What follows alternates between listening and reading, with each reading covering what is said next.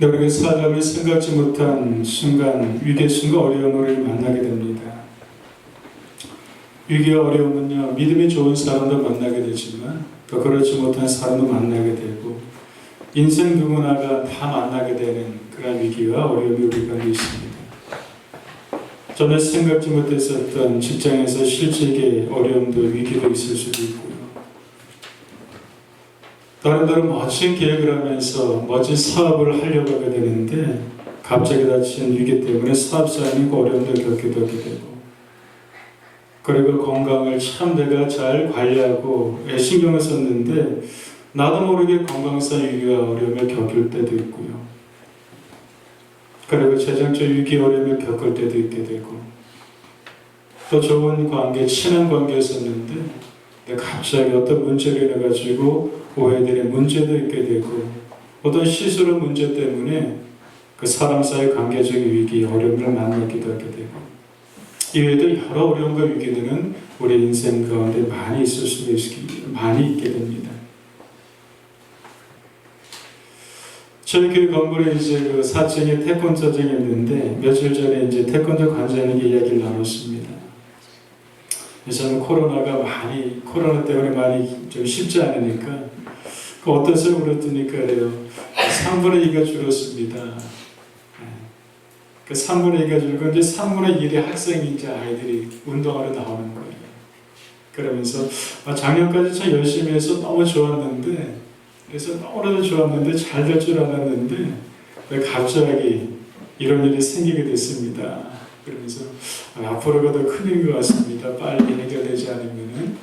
그러면서 많이 이제 근심스러운 표정을 지으시더라고요.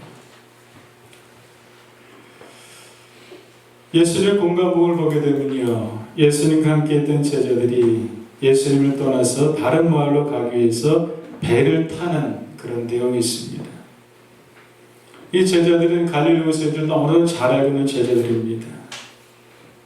그런데 갑자기 갈릴리 호수에 가다가 갈릴리 호수에서 큰 바람이 불게 되면서 배가 이리저리 요동치며 두려워하게 됩니다. 출발할 적에는 참 잔잔한 그 호수였는데, 근데 가다 보니까 갑자기 생각지 못한 돌발 변수가 생기면서 배가 요동을 치게 된 거죠. 그처럼 우리 인생의 한치 알 앞을 우리가 알 수가 없습니다. 한치 앞도 알 수 없는 인생이기 때문에 위기가 어려움의 순간이 있게 되면 두려움이 있게 되고, 두려움이 커져서 좌절하게 되게 되고, 좌절이 커지게 되면 사람들의 절망의 자리로 떨어지게 됩니다. 생각해 봤습니다. 그렇다면 그리스도인들이 이것을 이겨갈 수 있는 것이 무엇인가? 그것은 바로 하나님의 약속의 말씀을 붙잡는 것입니다. 위험이 되는 말씀의 자리로 돌아가면 되는 것이죠. 왜 그럴까? 세상에 이기는 것은 오직 믿음뿐이기 때문인 것입니다. 그런데 믿음은 무엇입니까? 믿음은 들음에서 나며 들음은 그리스도의 말씀이라고 하는 것입니다. 결국 믿음은 말씀인 것이고, 결국 믿음은 말씀의 자리에 돌아가게 되는 것이고, 그 말씀을 붙잡는 것, 이것이 세상을 이겨나가는 그리스도인들의 처방인 것이겠죠. 하나님의 말씀은 살아낼 말씀입니다. 하나님의 말씀은 우리를 일으켜주는 말씀이고요, 약한 자들에게 힘을 주는 말씀인 것이고, 그리고 어디로 갈지 모르는 인생들에게 어디로 가야 되는 길을 보여주는 것이 바로 하나님 말씀 속에 다 있다고 하는 것입니다. 저희 교회 안심을 개인적으로 알고 지내는 권사님, 제가 가끔 말씀드렸던 분이 계신데요, 이분은 그런 말을 합니다. 저는 이 말씀을 붙잡고 살아갑니다. 수십 년 전에 어느 누구를 만났다가 어느 자리에 예배에 갔다가 이 말씀을 들었나 봐요. 그러면서 언제든지 기도할 때마다 어려울 때마다 이 말씀을 생각하면서 힘을 얻는다고 합니다. 너희 말이 내 기회되는 대로 내가 행하리라. 너희 말이 내 기회되는 내가 행하리라. 공부할 때도 이 말씀을 붙잡고 힘을 얻게 되고, 그리고 저 어려운 순간에 이 말씀을 붙잡고 힘을 얻게 되고, 기도할 힘조차 없을 때도 이 말씀을 가지고 다시 한번 기도하면서 힘을 얻게 되고, 그러면서 수십 년 지날수록 여전히 지금도 가끔 만나면은 목사님, 저는 이 말씀을 가지고 살아갑니다. 너희 말이 내 귀에 드는 대로 내게 행할 것이다. 저도 그래서 가끔씩 이 말씀을 떠올립니다. 그렇지, 하나님께서 그 말씀 약속하셨지. 너희 말이 내 귀에 있는 내게 행할 것이다. 그래서 참 말을 잘해야 되는 것이구나. 믿음의 말을 잘 선포해야 되는 것이고, 믿음의 말을 잘 이렇게 나눠야 되는 것이구나. 왜? 하나님께서 행한다고 하셨으니까. 인생은 연약합니다. 그래서 어려움이 되면 사람을 의지하게 되고 사람을 바라게 됩니다. 살아가면서 목회하면서 참 많이 배워가는, 계속 우리가 배워가는 사람들이죠. 근데 어려움에는 사람 의지하고 바라보게 되면 늘 깨지게 되더라고요. 사람이 도와줄 수 같은데 의지하고 바라는데 그것은 내 생각뿐입니다. 왜냐하면 우리는 그 사람의 환경과 상황을 알지 못하기 때문에, 내 입장에서만 보기 때문에 그렇게 도와줄 수 있을 거야, 그럴 수 있을 거라고 하지만, 그러나 내 입장과 내 생각인 것이요, 상대방의 환경 상황을 알지 못하게 됩니다. 그렇게 되어서는 혼자 섭섭한 마음이 생기게 되게 됩니다. 그러나 성경은 우리에게 말씀을 주고 있습니다. 도리 없는 인생의 방법 의지하지 말라고 하십니다. 시편 140편 2절의 말씀인데요, 인생이 그의 호흡이 끊어지며 흙으로 돌아가서 그날에 그의 생각이 소멸하리로다. 호흡이 끊어지게 되면은 인생이 흙으로 돌아가서 그날에 그의 생각이 다 소멸 없어져 버린다고 하는 것입니다. 우리 창세기 요셉이라고 하는 하나님의 사람이 있습니다. 감옥에서 떡 굽는 관원장과 술 굽는 관원장 꿈을 해석해 줍니다. 그러면서 술 굽는 관원장에게 당신이 이제 조금 있으면 감옥에서 나가게 될 겁니다. 그리고 왕 앞에 다시금 당신은 복권이 될 겁니다. 그럼 내가 당신에게 꿈을 해석해 줬으니까 나를 기억하여서 나의 그 어려움을 좀 풀어주십시오. 누명성을 나에게 좀 풀어달라고 합니다. 그럴 때 술 굽는 관원장은 철석까지 그렇게 하겠다고 하죠. 큰 기대를 했을 겁니다. 그런데 술 굽는 관원장이 나갔어요. 나갔는데 술 굽는 관원장이 요셉과 하였던 약속을 잊어버립니다. 얼마나 실망했을까. 그렇게 약속했는데 이제 나도 감옥에서 누명 벗고 나와서 이제 나도 자연으로 살 수 있을 것 같았는데 얼마나 마음의 기대가 컸었겠어요. 근데 술 굽는 관원장은 잊어버리고 맙니다. 왜 잊어버리는지 모르겠지만 또 잊어버리고 맙니다. 얼마나 절망했을까. 그런 생각을 해보게 됩니다. 위기 때 어려울 때 어떻게 될까요? 오늘 성경 말씀을 보게 되니까 우리 피난처에는 하나님께로 피하라고 성경 말씀을 주고 있습니다.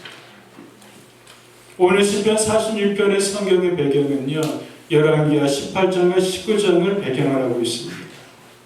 그러면 열왕기하 18장과 19장은 어떤 성경의 배경을 가지고 있습니까? 아수르 왕 사네비 있습니다. 아수르는 굉장히 강력한 힘을 가지고 있었던 그 당시의 나라였습니다. 이스라엘의 왕은 히스기야였어요.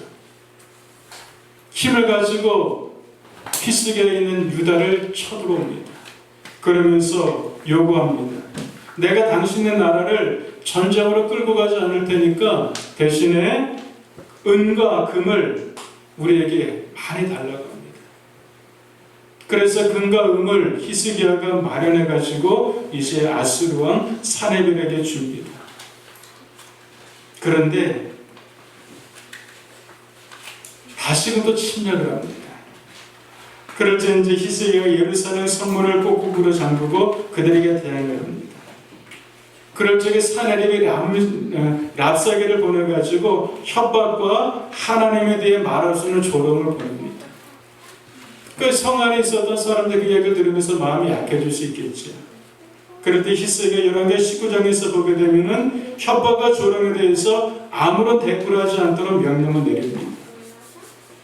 히스기야는 옷을 찢고 굵은 벼옷을 입고 성전으로 들어갑니다. 왜 할 수 없는 것이 아무것도 없으니까. 그리고 신하들과 제사장들을 이사의 선지자에게 보내어서 이 문제에 대해서 기도해달라고 요청을 합니다.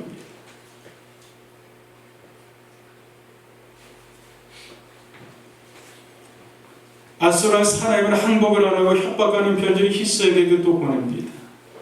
항복 통찰관 히스기야는 그 편지를 듣고 나서 다시 한번 성전을 나가서 간절하게 하나님께 기도를 합니다. 그때 이사야 선지자가 히스기야에게 이야기합니다. 기도했더니 하나님께서 이렇게 하신다고 하십니다. 아수르 진영에서 하나님께 행하시게 되는데 아수르에서 군사 18만 5천 명이 죽게 되고요. 아수르 왕 사네립은 그의 신하들에 의해서 죽임을 당하게 될 겁니다.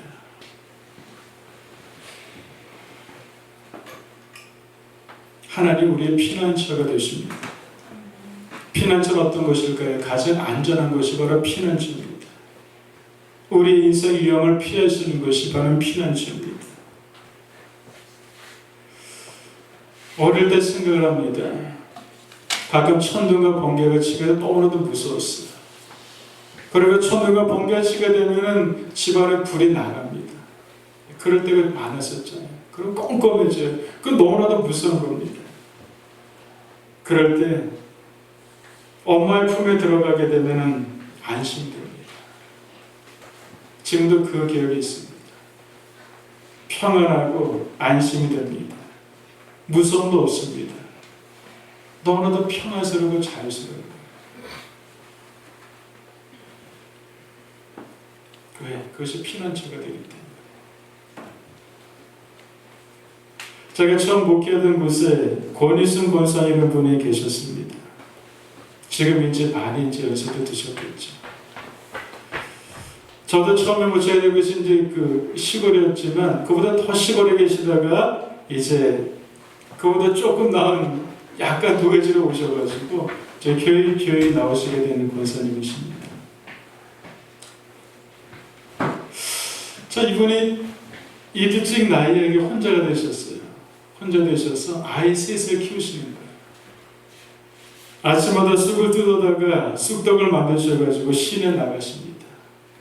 그리고 광주를 이기시고 나서 쑥떡을 만드셔서 하루 종일 그냥 그 노상에 앉으셔가지고 쑥떡을 파셨습니다. 새벽마다 기도하셔서 기도하십니다.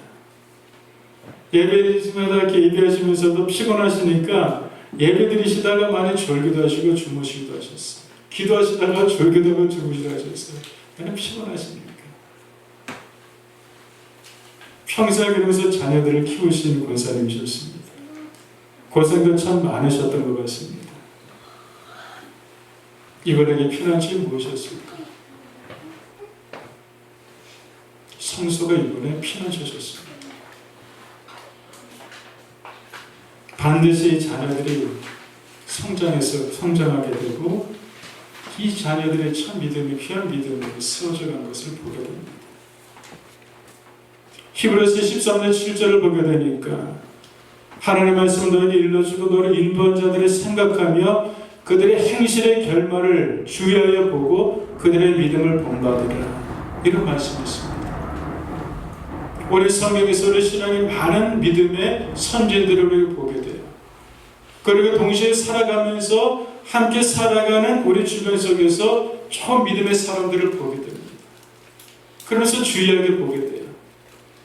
그들의 믿음의 결말들이 어떤 모습인가를 보게 됩니다.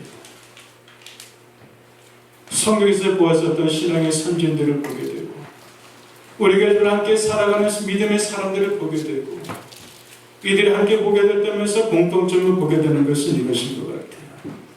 이들은 피난처인 하나님 품으로 언제나 매 순간 들어갔었다는 것이 이들의 공통점이라고 하는 것입니다. 주님의 피난처는 품은 안식이 있습니다. 위로가 있습니다. 평강이 있습니다. 쉼이 있습니다. 그 속에 도움이 있습니다. 희생의 위급한 상황 속에 위기와 어려움 속에서 하나님 피난처인 성소로 희생에게 들어갑니다. 이 속에 놀라운 믿음 역사가 일어나기 시작해야 되는 것이죠. 그 엄청난 아수르의 그 대군들을 하나님께서 18만 5천 명의 사람들을 한순간에 그냥 없애버리신 거예요. 그리고 그렇게 떵떵거리면서 자기 힘을 과시했던 사나립이, 아수르 왕 사나립이 그의 신하들에 의해서 죽임을 당하게 되면서 아수르가 이제 패망의 길로 가게 되는 것을 보게 됩니다.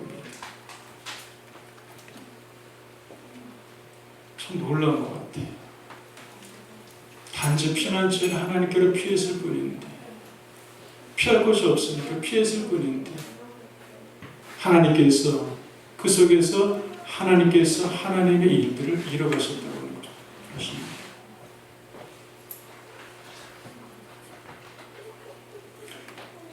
저 믿음에서는 코레텐 봄이라는 하나님의 사람이 있습니다. 이번에 이제 독일이 전쟁 일으켰을 적에 나치 수용소에서 4개월 동안 독방에 갇혀 있었어요. 공포가 있었고 두려움이 있었습니다. 목마름이 있었습니다. 저 믿음의 사람인데 너무나도 견디기 힘들게 되니까 이렇게 처절하게 기도하는 거예요. 주님, 제가 이제 더 이상 견딜 수가 없습니다. 견디려고 했는데 이제 제가 절대 견딜 수가 없습니다. 이제는 제가 믿음도 다 떨어진 것 같습니다. 그러다 그때 갑자기 바다가 기어가는 개미가 눈에 띄었습니다. 개미는 기어가다가 바닥에 고이는 물이 있는 것을 보자마자 보고 나서 급히 벽에 조그만 구멍으로 달려들어가 몸을 숨겼습니다. 이것을 본 거예요. 그때 마침 주님께서 제게 이렇게 말씀하신 것 같았습니다. 그것을 보면서 하나님께서 그것을 보면서 나에게 이렇게 말씀하시는 것 같다. 이렇게 고백을 합니다. 야, 코레텐 분 저 개미 봐라. 바닥에 물 있는 것을 보고는 숨을 곳으로 달려가지 않느냐. 코리아, 너의 연약한 믿음을 보지 말아라. 내가 바로 너의 피난처다. 저 개미와 같이 너는 나에게로 달려와라. 그것을 보면서 이제 그 하나님께서 나에게 이렇게 말씀하신 것 같다라는 것을 이제 그렇게 고백하는 겁니다. 이것을 보고 나서 이 코레텐 분이 큰 용기를 얻습니다. 그 힘을 가지고 그 힘든 수용소 생활을 잘 이기고 나서 그리고 이제 그것을 이제 나오게 됩니다. 여러분들, 우리에게 감사한 것은 무엇일까요? 예수를 믿는 우리들에게 감사할 것은 이것입니다. 위기 때, 어려울 때, 고통당할 때, 공부할 때 우리 언제나 달려간 피난처가 있다고 하는 것입니다. 이것이 믿는 자들이 주시는 커다란 위로일 것이고 커다란 평안인 것이고 이것이 믿는 자들이 얻을 수 있는 더나더 귀한 안식이라고 하는 것입니다. 우리를 결코 구할 수 없습니다. 창세기 4장에서 보게 되니까요. 가인이 아벨을 죽입니다. 하나님을 떠납니다. 하나님을 떠나고 나서 다른 사람들이 자기를 할 같은 두려움 때문에 이 가인이 하나님을 떠나서 에덴 동쪽 노 땅에 가가지고 거기서 에녹이라는 자식을 낳습니다. 이 에녹은요, 하나님과 동행했던 에녹 이름은 같지만 전혀 다른 사람입니다. 믿음의 족보 에녹이 아니라 믿음을 떠난 에녹이라고 하는 사람입니다. 에녹을 낳고 나서 성을 썼습니다. 성은 무엇일까요? 바로 피난처가 되는 것입니다. 자기를 보호하는 것입니다. 에녹성을 쌓게 되는데, 근데 이 자기가 쌓았던 에녹성 영혼이 이들을 보호하지 못하는 성이었다고 하는 것입니다. 무엇이 우리를 보호할 수 있을까요? 하나님은 우리의 피난처가 되십니다. 환난 중에 만날 큰 도움이라고 했어요. 큰 도움이 있습니다. 이것은 어떤 뜻입니까? 하나님만이 우리를 도울 수 있다고 하는 것입니다.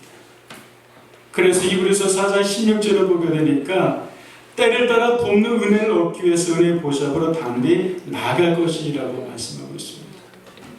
때를 따라서 어느 때든지 우리에게 돕는 은혜가 필요합니다. 어디로 나갑니까? 은혜의 보좌 앞에 피난처이신 하나님께로 내가 담대하게 나아갈 것입니다. 내 모습이 어떻든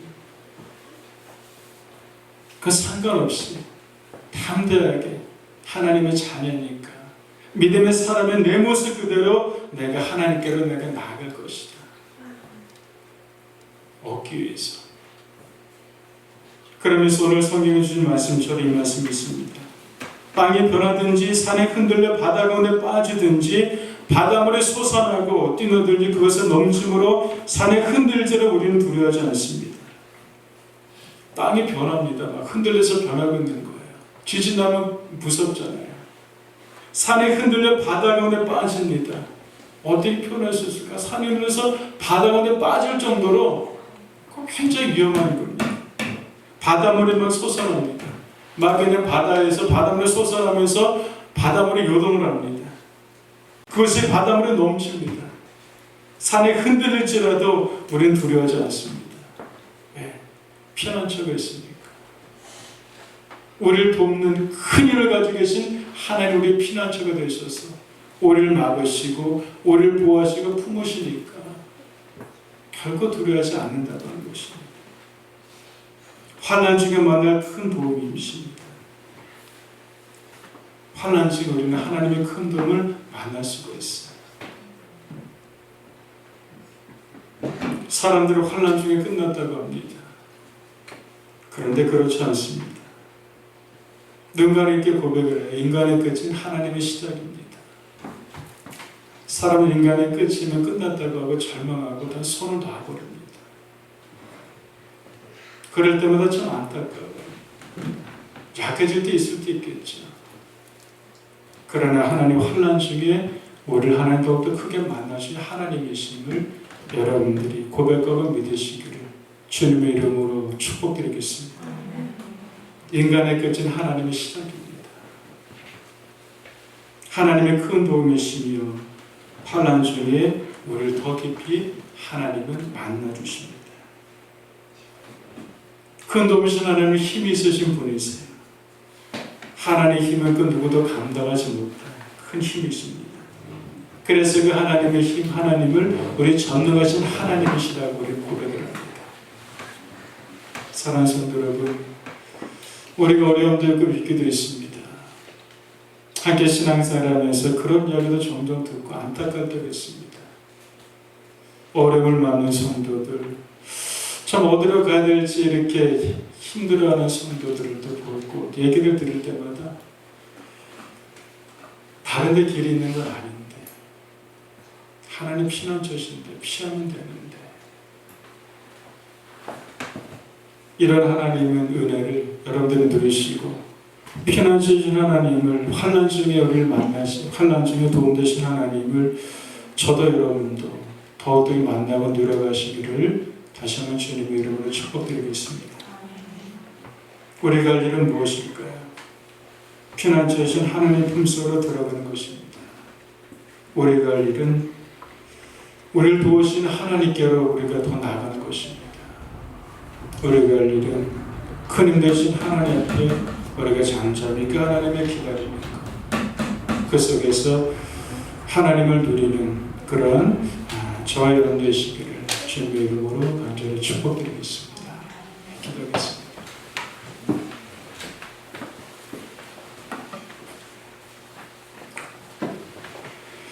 하늘의 피난처시여 힘이시니 환난 중에 만날 큰 도움이시라.